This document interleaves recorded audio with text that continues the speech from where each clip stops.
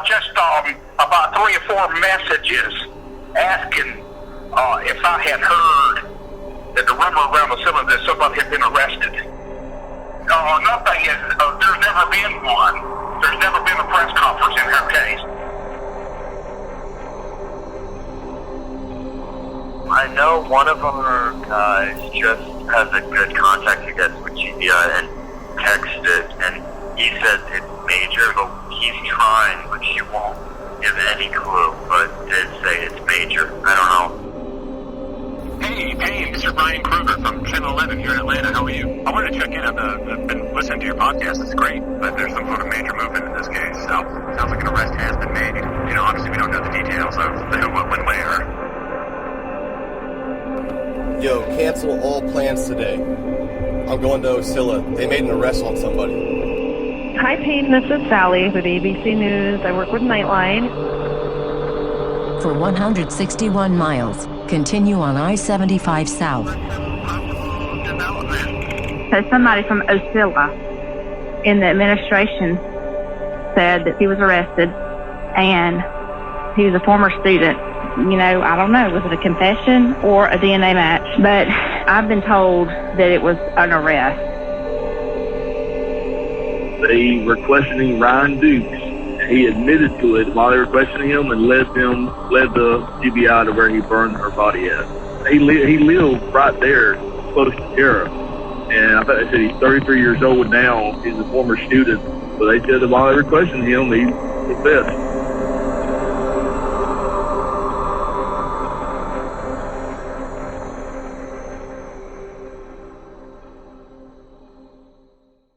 Dun, dun, dun, dun, dun, dun, dun. 10 years ago today marked the last time anybody reported seeing or talking to Tara Grinstead. Officially, police are calling this a missing persons case. GBI officials say investigators latex gloves found in $80,000 reward is being offered. Where for information. is Tara Grinstead? From Tenderfoot TV in Atlanta, this is Up and Vanished, the investigation of Tara Grinstead. I'm your host, Payne Lindsay. When you're as busy as I am, you'll find yourself with less and less time to go grocery shopping. We all know that getting fast food on a regular basis is not a great solution for that. Thankfully, there's a healthier and affordable option out there, and it's Blue Apron. Blue Apron is the #1 fresh ingredient and recipe delivery service in the country, and their mission is to make incredible home cooking accessible to everyone. Blue Apron has established partnerships with over 150 local farms, fisheries, and ranchers all across America. That means you can eat a delicious meal at a fraction of what you would pay at a restaurant, while also supporting your local community. My wife and I have used Blue Apron for a long time now, and each week we have a fresh batch of new and exciting recipes with top quality ingredients for less than $10 a meal. You can choose from a huge variety of new recipes each week, or you can let the Blue Apron culinary team surprise you, and their recipes aren't repeated, so you'll never get bored. Check out this week's menu and get your first 3 meals for free, and with free shipping, by going to blueapron.com/upandvanished. That's blueapron.com/upandvanished. Hey guys, if you haven't heard the news yet, the GBI held a press conference on Tara Grinstead last Thursday for the first time in 12 years. Today I'm going to walk you through my entire experience in Osceola this past weekend, starting with my arrival at the police station, 1 hour before the GBI press conference. Hey, how are you? You can sing it? You doing all right? Yeah, I'm pretty overwhelmed, honestly. Okay, good deal. All right. You said good news though, right? Hey, Bill. We'll meet in upstairs. All right. What I'm like up there? How's it? We'll discuss that. Okay. Holy shit. I was freaking out.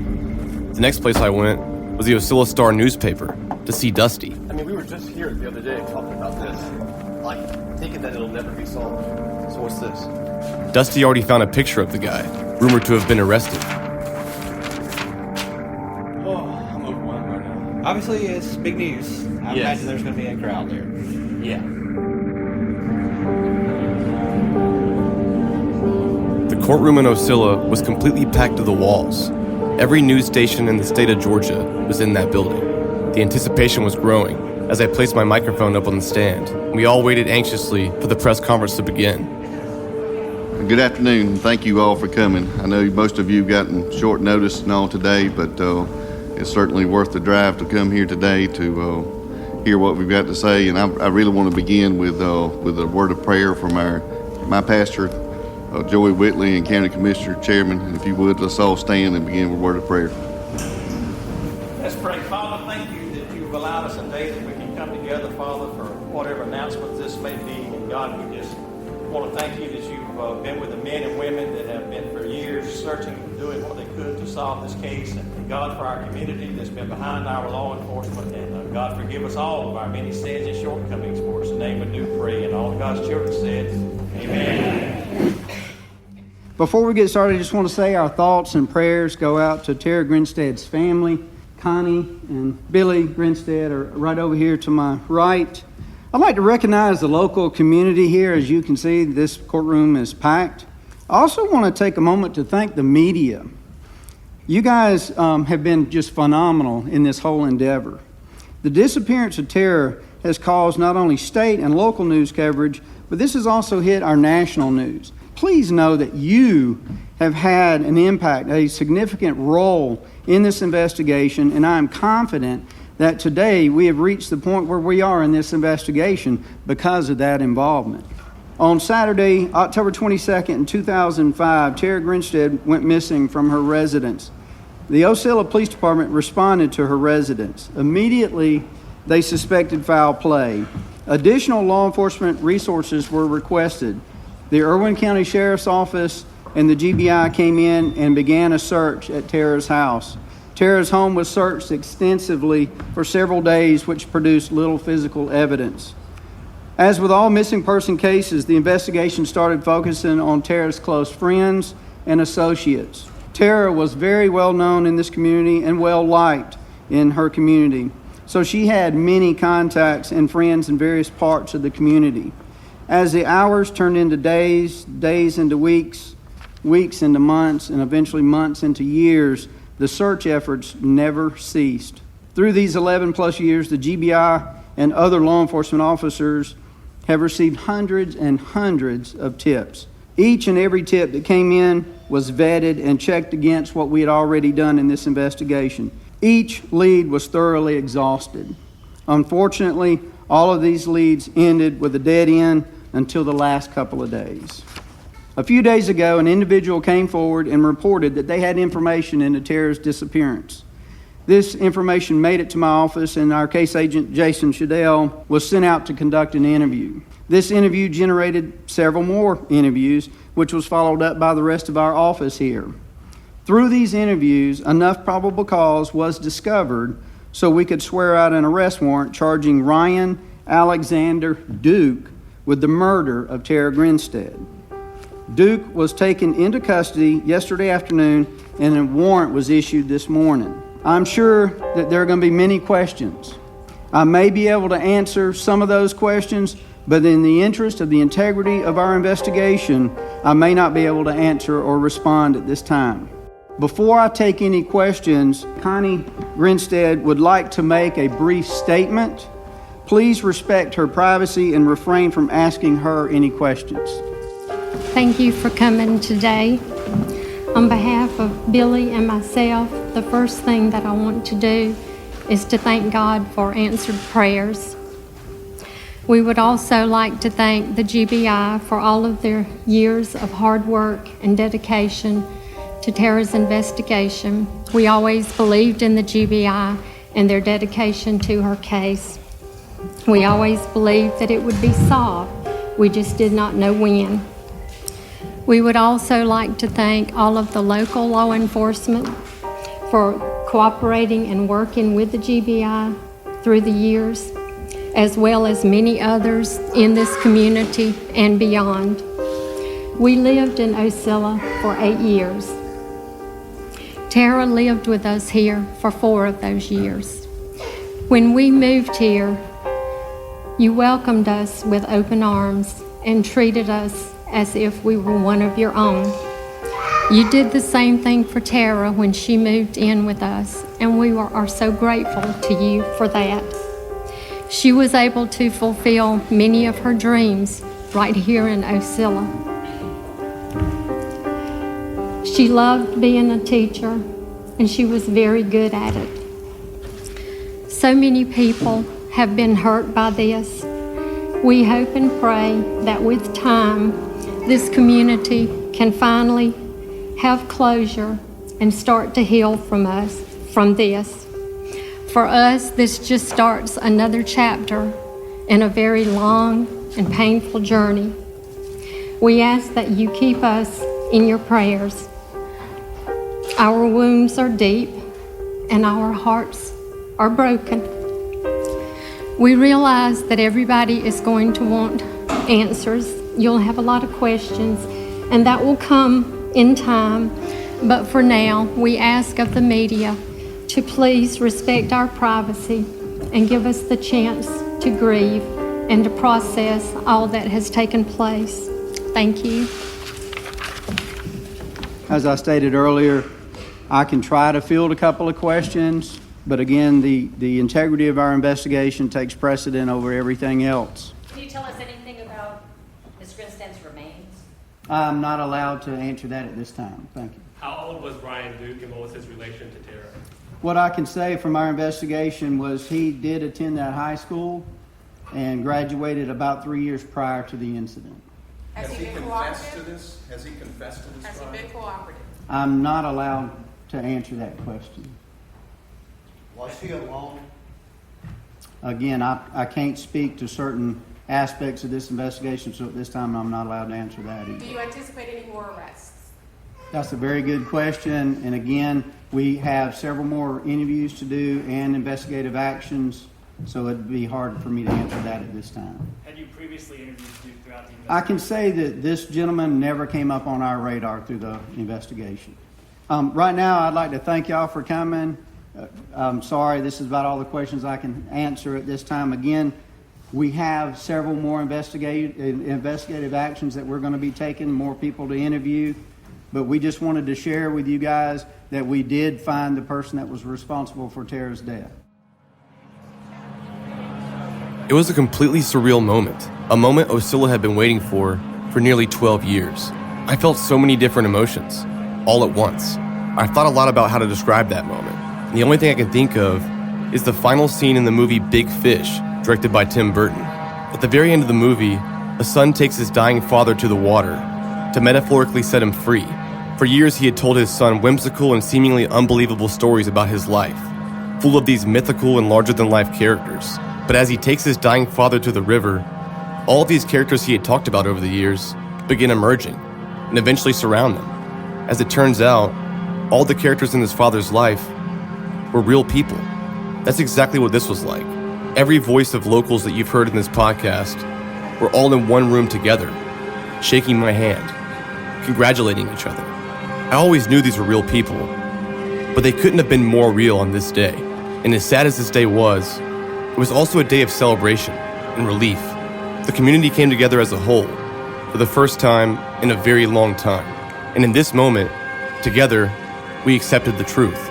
Even my grandma was there, with her friend Melba. How about that? That's unbelievable. Always good to see Good to see you. I think you giving the juice to this whole case I has do kept it too. going. And And this I is love Nancy hearing Miss Mitchell. Melba. Nice to meet you. That's Nancy Mitchell. She's in the first episode with her cowboy I figure. know. And I heard Miss Melba several times. They're famous. I know. Everyone wants to buy one. Her son is like one of my children because he's a law. Congratulations. I was talking to your grandmother up there. She Oh, was yeah? taking video like a pro. Oh, yeah, probably got she's some good. shots Yeah, for you. I taught her well. I'll let you go down. I love you. Love you too. Okay. All right. What's going on, man? How you doing, man? Pretty good. Good work, man. Hey, man. Y'all too.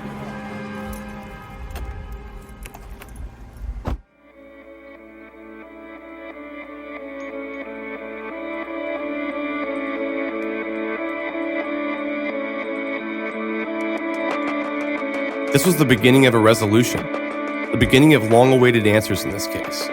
My grandma was so excited, she left my mom this voicemail. Hey, Don, this is Mom.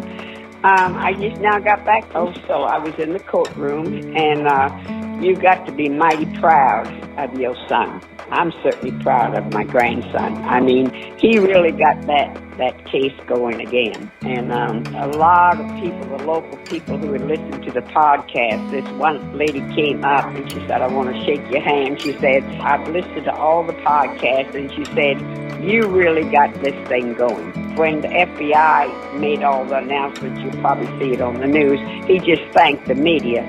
So Payne was in the media in general, but they didn't, seek him out. I'm just so proud of him. I mean, I really think if it wasn't for Payne getting started on, I don't think this thing would have been solved. I really don't. I called Rosie. I'm going over there and have a glass of wine. I need to celebrate, and I don't like to drink by myself, so I'm going to go over here. She was here last night, so, so I'm going over there. Bye-bye.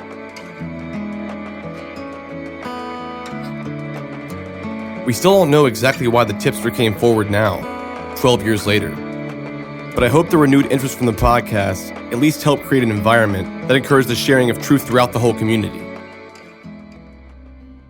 An Atlanta filmmaker who produces an internet podcast is credited with keeping interest in the story alive. Filmmaker Payne Lindsay is credited with keeping the case in the public eye through his podcast. Justin, an Atlanta filmmaker turned podcaster, is on a mission to solve the 2005 disappearance of Tara Grinstead, and his new project is getting a lot of people talking. Documentary filmmaker and amateur investigator Payne Lindsay. The case grew cold, but years later, Tara's story piques the interest of Atlanta filmmaker Payne Lindsay. He decides to create a podcast called Up and Vanished to help generate new leads in her disappearance. It's a question that has haunted this small South Georgia town for more than a decade, and a question podcaster and Atlanta filmmaker Payne Lindsay set out to answer.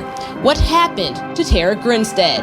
Investigators will not comment on whether Payne's podcast or news coverage directly led to this latest tip, but analysts say keeping the story in the news can help investigators.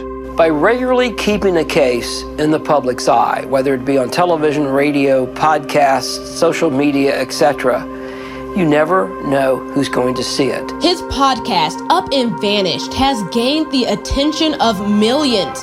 That number spiked by more than 700,000 on Thursday as people learned about the arrest of Ryan Alexander Duke. What role do you believe your podcast had in making this arrest? A lot of people are crediting it with solving this murder mystery. I think that the podcast opened up this atmosphere in Osceola that created this trust factor and a line of communication, an open channel. It's been so long that these secrets have been kept, and it's just been such a tight-lipped, uncomfortable thing to talk about here. But I think the podcast maybe helped create an environment for the truth to come out, and I would hope that would be the case. You got some early tips from the family's private investigator, and you don't think that this case is over yet. As following Tara Grinstead's disappearance, says this case is far from over. Desiree Duncan caught up with the Atlanta filmmaker in Osceola to get his reaction to Ryan Duke's arrest.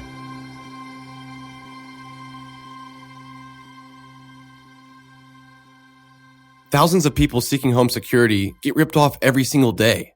And the home security industry wants you to believe it's your only option. They've got hordes of salesmen out there trying to scare you into signing one of their long-term contracts. Then you get stuck writing huge checks month after month after month with no way out. And the thing is, it's going to cost you thousands. But thankfully, there's a much better way to protect your home. And that's Simply Safe Home Security. Simply Safe has no contracts. None. And you'll also get award-winning 24/7 protection. Simply Safe has security professionals watching, ready to instantly send the police. And the thing is, it's just $14.99 per month. And that's less than half of what most companies charge. So it's time to protect your home the smart way with Simply Safe. And right now, Simply Safe has an exclusive offer for Up and Vanished listeners. Just go to simplysafe.com/vanished to check out their new high-definition camera. And plus, you can get 10% off any order. To redeem this offer, just go to simplysafe.com/vanished. That's simplysafe.com/vanished. But this day was far from over. Up next was Ryan Duke's court hearing, and Dusty and I had a front row seat. The sounds of Ryan's shackles echoed throughout the courtroom as a bearded man limped towards the stand with his head down. This is the first appearance calendar for the Magistrate Court of Irving County, Georgia, held this 23rd day of February 2017. My name is Heather Culpepper. I'm the Chief Magistrate Judge of Irving County. Could you please state your name?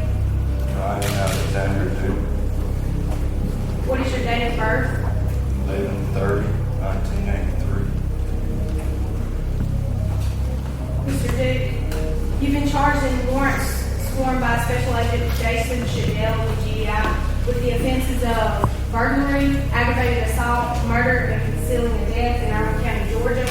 At this time, I'm going to read your warrants. Ryan Alexander Duke did in the county aforesaid commit the offense of burglary to wit in said county October 23, 2005, when he did knowingly, intentionally, and willfully enter the residence of Tara Grinstead, that being 300 West Park Street, Ocilla, Irwin County, Georgia, and without authority to do so, commit a felony therein, that being aggravated assault and murder. Place of occurrence of said offense being 300 West Park Street, Ocilla, Irwin County, Georgia, and against the laws of the state of Georgia. Ryan Alexander Duke did in the county aforesaid commit the offense of aggravated assault to wit in said county October 23, 2005, when he did knowingly, intentionally, and willfully use his hands in an offensive manner and with the intent to and did cause serious bodily harm to the person of Tara Grinstead. Said offense being described as aggravated assault, code section 16-5-21, and thus the opponent makes this affidavit that a warrant may issue for his arrest.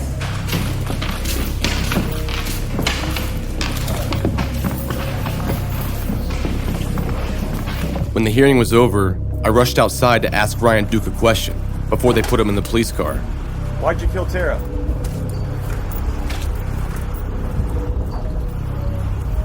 Why did Ryan Duke kill Tara? He looked at me for a second, but then just dropped his head. I was just an arm's length from him. Ryan Duke's charges were murder, attempt to conceal a body, aggravated assault, and burglary. Was this just a burglary gone wrong? I didn't really understand the burglary charge, so I called somebody who would. This is Colin Miller from Undisclosed. Yeah, so it could be two things. So as you noted, her purse and keys were missing. Their theory might be that he entered the house with the goal of stealing property, but in Georgia and many jurisdictions, it's burglary as long as you enter with the intent to either commit theft or a felony. And so the theory could simply be he either entered her house with the goal of killing her or entered the house with the goal of assaulting her. And even under Georgia law, it could be that he entered with her consent. She asked him to leave. He overstayed his welcome with the goal of harming her. And any of those would allow for a burglary charge. So it doesn't have to be him committing theft for that burglary charge to stand. Under Georgia law, you can be an uninvited guest. You could overstay your welcome. And in either case, it could just be you have the goal of harming or killing, and that's burglary. You know, you don't know 100%, but I'm sure your podcast has played a role because you don't often see this type of information coming out of nowhere a decade and a couple of years after the fact. So be interesting to see what develops in the news. But I have to imagine that this has some connection with either directly your podcast or secondhand, thirdhand people have heard about it, and that led to this break in the case. So we have one person in jail. The GBI is being very tight-lipped. What should we expect in the coming days and weeks and really the next year? Right. Well, I saw that he's scheduled to have a grand jury proceeding on April 12th, and that's where the grand jurors will decide if there's probable cause. And if so, they'd issue what's known as a true bill, and there'd be an indictment, and the case could go to trial.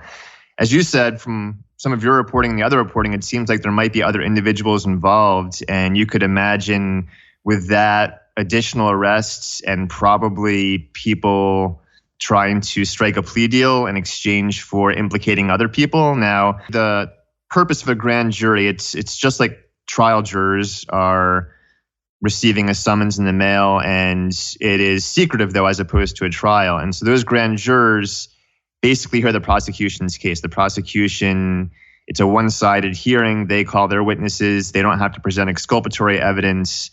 And the jury, after that, decides whether to indict or not. And again, that would be secretive. That wouldn't be the press reporting on it and saying this is day 2 of the grand jury and this witness testified. It's secretive. All you hear is at the end of the process whether they indicted or not. To me, it looked like he was just like wearing the weight of the world. And it's like 12 years of something had just changed him. Yeah, I saw some of the footage too, and he looked completely disheveled and disoriented, and he was shackled, but he was still sort of limping around. And yeah, you imagine if he committed this horrible crime 12 years ago and is gone uncaptured over these years, how that could wear on you and what you might do to sort of ease some of that pain. And we'll see, but certainly that video footage was compelling. what I would expect next would be, are there going to be additional arrests? And that could lead to more details about what exactly happened 12 years ago coming out. But I don't see much coming out from Ryan Duke himself. If there's other individuals involved, it might be a game of getting one to implicate another by either offering them immunity or decreased charges. Back to the point of the burglary, a murder being committed during the course of a burglary in Georgia is an aggravating circumstance, which means there's the option of putting the death penalty on the table. And to the extent there might be some bargaining with Ryan Duke himself, it might be, if you implicate some of the other people involved, we won't pursue the death penalty, we'll just pursue life.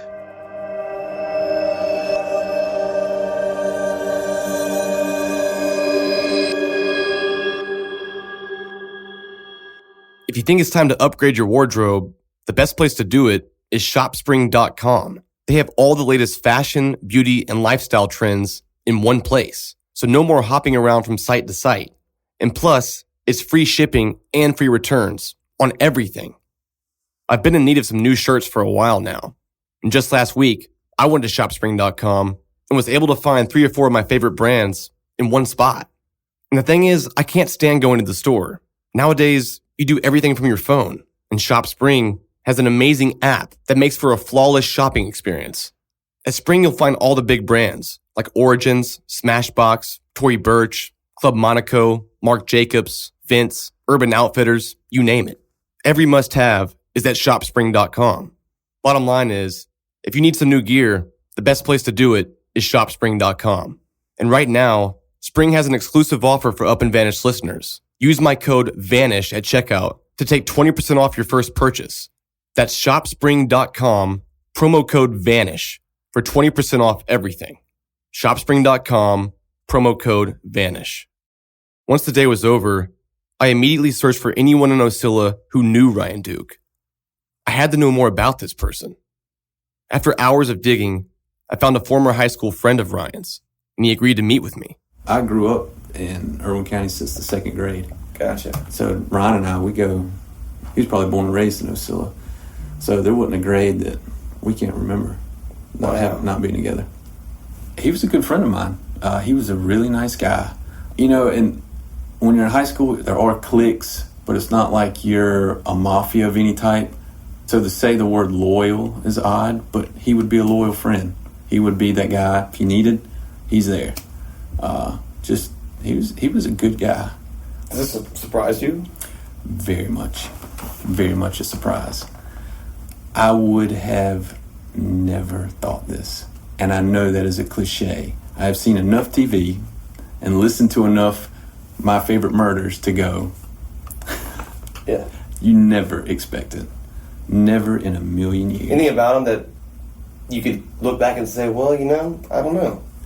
Well, Ocilla is a small town. 82 people were in our graduating class. It was 82 or 88. Wow. Small class. So one thing I learned about Ocilla going to city after city after city all throughout Georgia that I found that was different with other friends that I met and had is that you in Ocilla are exposed, very young age, to everybody. It doesn't matter white, black, rich, poor. You are this amalgam of a class. And everybody adapts and everybody gives and everybody takes on personality, on lifestyle. So to say that something was odd is almost normal. It's almost normal to say, yeah, I mean, he does his own thing every now and then, or yeah, he lives in that part of town, but I mean, when we hang out, it's all of us. It's all backyard football. I mean, I bet he played, when we were in middle school, we used to build these trophies out of like old stuff, and then we would play backyard football for like championships and stuff. I mean, we did that every sweet potato day for years. I mean, and he would be there, but a lot of folks from my class, a lot of folks younger than me would be there. A couple folks older than me. It was just all, you're just a community. Yeah. I mean, you're a small community. Everybody has an older brother. Everybody has a younger brother. So when you're just those few years apart, I mean, you kind of know. As far as odd, Ocilla's full of rumors. is full of rumors. And if it's all right, can I just talk? Yeah. Okay. So, is it okay to say the name? Yeah. What about him? So, this is just rumors, but what I hear is that he's involved too. But somebody said, you know, Ryan joined the military, and then he ended up deserting. I'd heard that, and I remember thinking, really? That's crazy. And then they said, yeah, supposedly he just got on a bad drinking binge, and then it just molded into other stuff. That kind of lifestyle has hit a few folks that are around my age and about a year younger. There was just a circle, and they got hooked on, you know, once you get up to the realms of meth, that all kind of has the same, it changes you in the same way, I guess. Yeah. And so I've heard that there's this group that they just went downhill, and I just kind of figured he probably was part of that. I don't know if has any truth to it, but I just kind of said, wow, maybe that was it. Like, what's been playing in my head is saying, well, did he perform this heinous act and then say, maybe I can escape through military?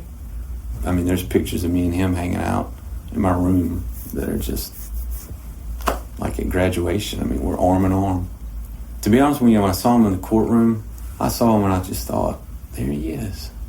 That's Ryan. Wow. And I just, you know, I didn't really even see a shell of a person. I just saw the whole Ryan. And he had his head down, his eyes closed, and some people would tell me, man, he looks like that's just been weighing on him and he just wants to release it and relieve it. That didn't to me. It looked like he was scared. To me, I thought, that's a guy, he's scared. He looked scared.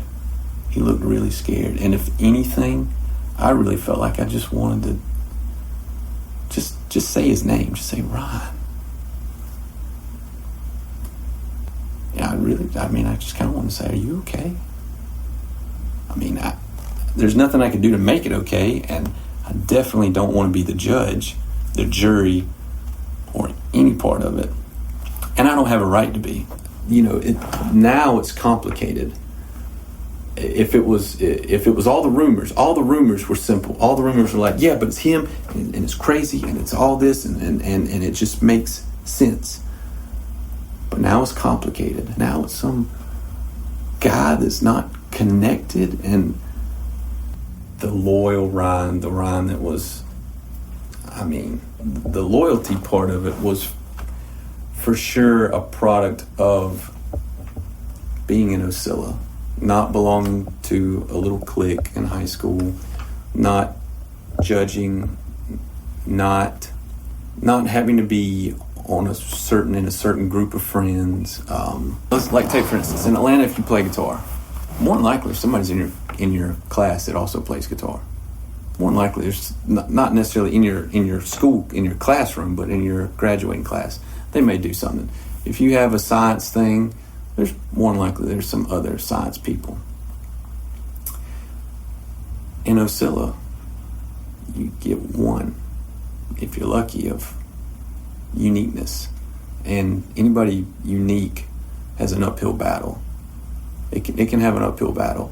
I think it's changed a lot since I was in school, but you really have to learn other people. You have to learn how to absorb somebody else, and the people that can truly accept someone for who they are, that's how you end up with friends in Ocilla. Yeah, this isn't really a town that distance and location can separate classes and races and ideas. This is one where everybody has to find their place. You have to put effort into this community, and if you want this to give back, and it will give back.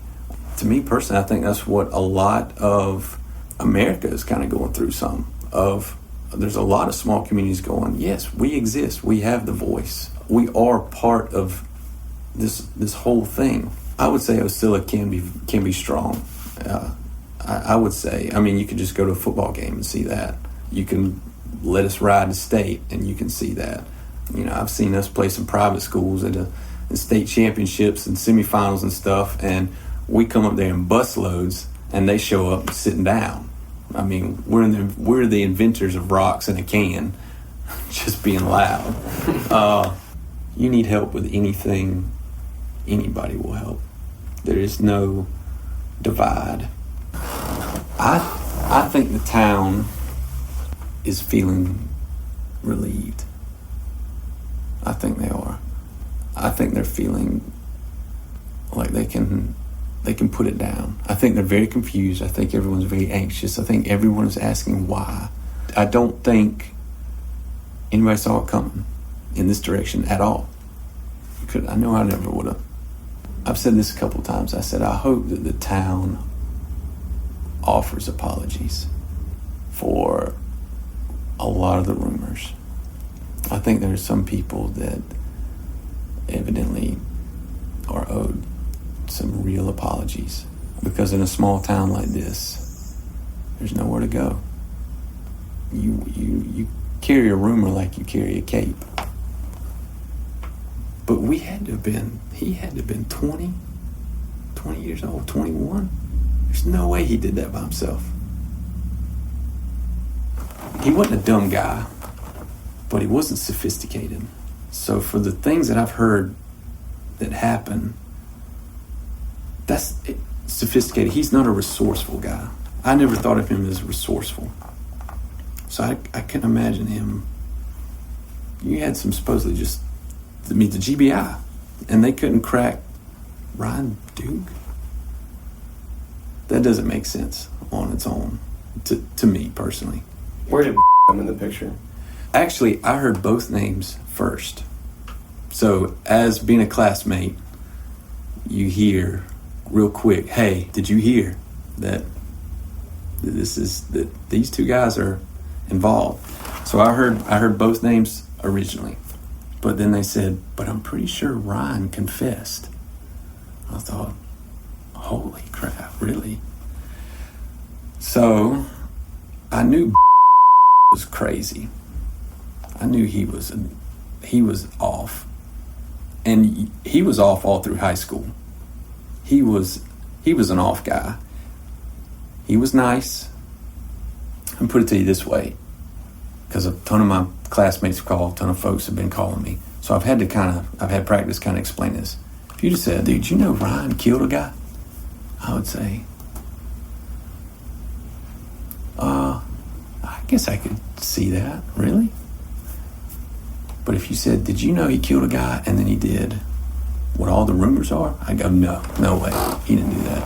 Or, did you know he killed this girl and hid about it for 12 years, 11 years, and did all this crazy stuff? I'd say, no, there's no way. No way he did that. But if you said, hey, I think did this, I would go,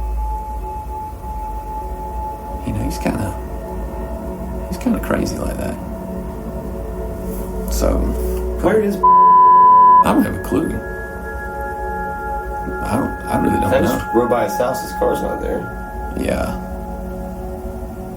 His lights on in the backyard. I've heard that no one knows where is. That's probably true.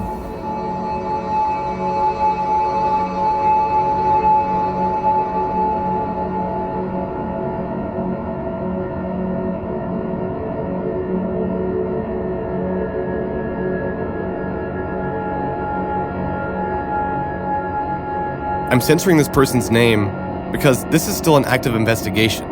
But the question is, did Ryan Duke act alone, or did he have an accomplice in Tara Grinstead's murder? As the night came to an end, I crawled in bed in my hotel room, completely exhausted. But right before I closed my eyes, I got a phone call. And this person proceeded to tell me a very interesting story. There were some kids at a party, okay? And the guy Ryan Duke was probably 20 or 21 years old when this happened, when he killed Tara. So he graduated 3 years before before this happened. So he was out of high school for a few years. He was a former student. She had taught him. They knew each other. And right after she disappeared, a couple of weeks after she disappeared, there was a party.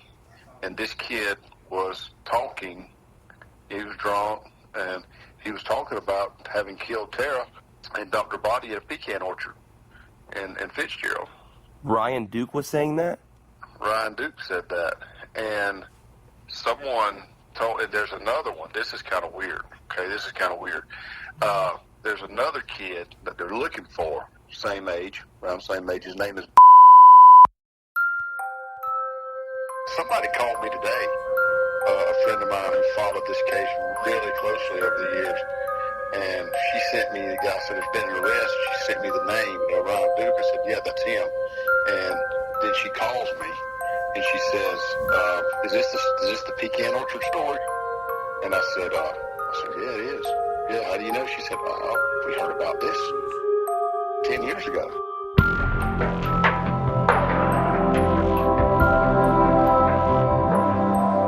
Thanks for listening, guys. This coming Thursday, we're having a Q&A episode. I'm sure you all have a bunch of questions, so if you'd like them answered, just leave us a voicemail. The number is 770-545-6411. Again, that's 770-545-6411. And as always, next Monday is a case evidence, and the Monday after that is episode 14. I also want to give a special thanks to Resonate Recordings for editing and mixing today's episode. They specialize in podcast editing and production. If you're looking to improve the quality of your podcast or start a podcast of your own, check them out at resonaterecordings.com. Thanks for listening, guys, and see you soon.